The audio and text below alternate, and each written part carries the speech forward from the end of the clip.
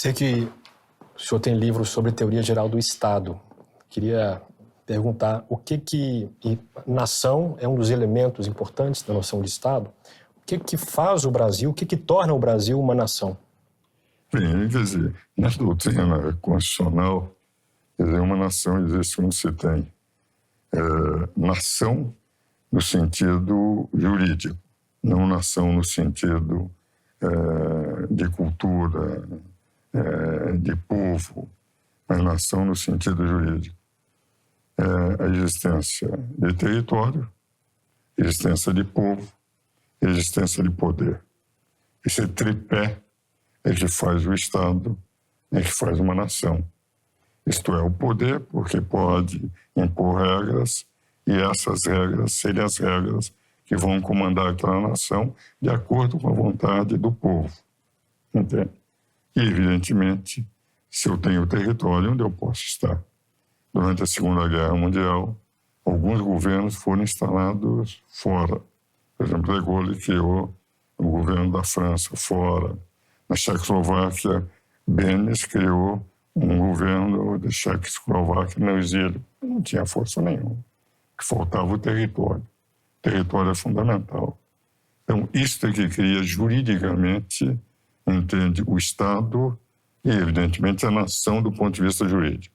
Agora, a nação, como representativo de um povo, de uma cultura, etc., por exemplo, a cultura judaica, o povo judaico sempre foi uma nação, do ponto de vista cultural, independente de só voltar a ter território próprio.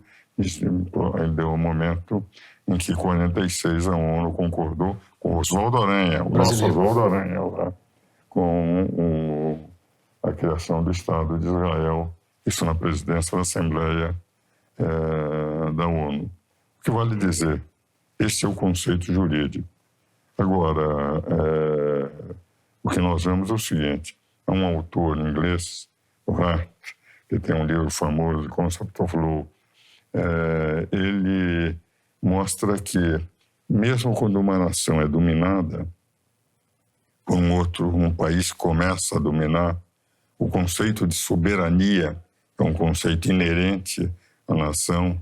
Esse conceito de soberania, ele pode estar subordinado, mas não é o conceito de obediência que vai obrigar aquele povo a deixar de ser um povo de um país. Quando, por exemplo, os nazistas dominaram a Alemanha, a França.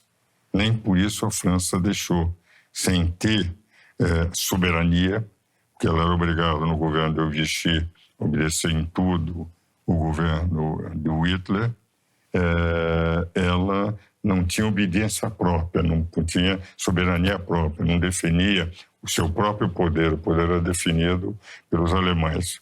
Ela não deixava, dizer o Hart, de ser uma nação, de ser um Estado, porque, embora dominado, ela tinha os seus controles próprios, etc. E que a obediência não era elemento fundamental para o exercício da soberania. É uma teoria, ele é um dos maiores filósofos da Inglaterra. Ele e Kelsen talvez tenham sido as duas maiores figuras da discussão do direito no século passado.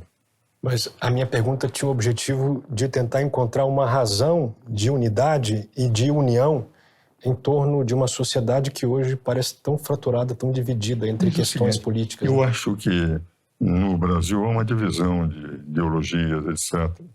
E se você pegar quando Portugal dividiu com a Espanha a América, Portugal sempre foi um país unido.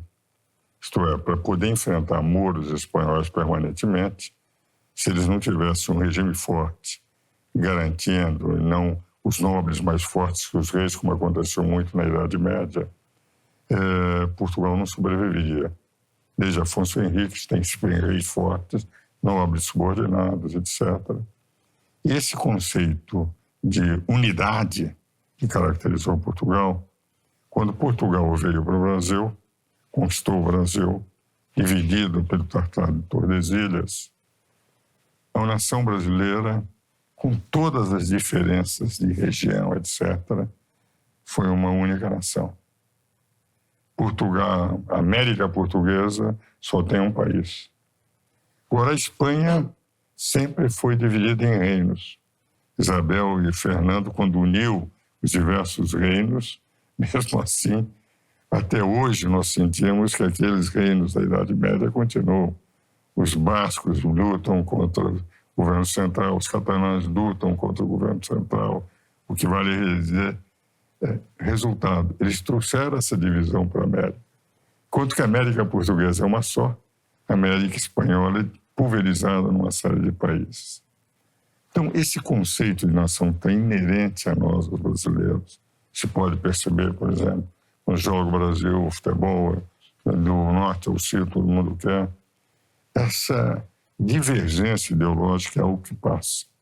Eu estou convencido que passa, porque é a evolução dos tempos, as discussões, as guerras sempre acontecem, é inerente à história humana, mas, digamos, a raiz do povo brasileiro, que vem da raiz portuguesa, essa unidade que construiu Portugal e que garantiu Portugal como nação e que foi transferida para o Brasil e que garante para o Brasil uma nação continental. Nós nunca vamos ter uma divisão. Nós vamos ter, sim, colapso, como sempre houve em todos os países do mundo. A história da humanidade, os próprios Estados Unidos tiveram a Guerra da Secessão, que foi uma guerra violenta entre o Norte e o Sul, e nem por isso houve a secessão, houve a separação do Norte e do Sul. E quando nós tivemos, por exemplo, a guerra, as farroupilhas, a cabanagem no Pará, farroupilhas no Rio Grande do Sul, etc., quer dizer, a unidade brasileira terminou prevalecendo.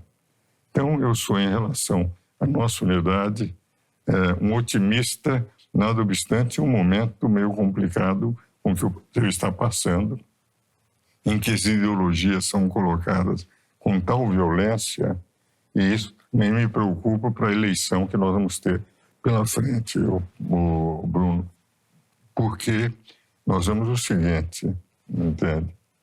É que tudo leva a crer, já que não há uma terceira via, nós teremos a mesma posição que tivemos em 2018, entre Bolsonaro e o PT, isto é, Bolsonaro e Lula. E isto colocado não em termos de propostas de um e outro, mas em termos de uma violência. Não eles têm as suas propostas, os seus programas, etc. Mas dos seus eleitores, daqueles que estão apoiando, de uma radicalização de posições, de ataques que são feitos de um lado e de outro. E isso me preocupa no sentido de um certo esgarçamento da posição de projeções, até porque, como, enfim, tudo leva a crer um certo equilíbrio que vai levar a um segundo turno, entende? Esse esgarçamento vai ter que ser costurado no futuro, mas pode não levar tão pouco tempo como nós desejaríamos.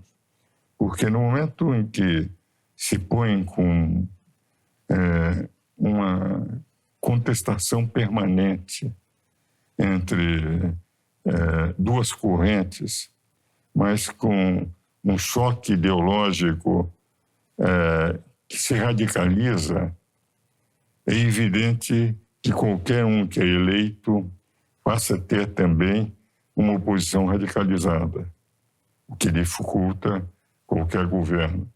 Eu tenho pregado nas minhas exposições, etc. Nós estamos precisando de discussão de estadista. O Brasil precisaria de um estadista de novo no poder, porque